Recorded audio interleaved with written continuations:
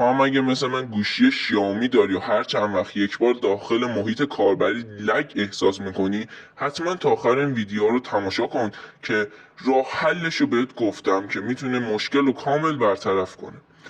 اول وارد تنظیمات میشیم، سپس برنامه ها رو باز میکنیم. مدیریت برنامه ها و عبارت لانچر رو سرچ میکنیم. فرقی نداره پوکو دارید یا ردمی دارید، فرقی نمیکنه. شما لانچر رو سرچ کنید براتون بالا میاره. لانچر رو باز میکنیم. اول پاکسازی پیش‌فرض‌ها رو میزنیم، بعد پاکسازی حافظه پنهان رو میزنیم. وقتی این کار رو انجام میدیم، محیط کاربری ما راحت‌تر و روونتر میشه و اپلیکیشن ها راحت‌تر باز میشن، سریعتر باز میشن.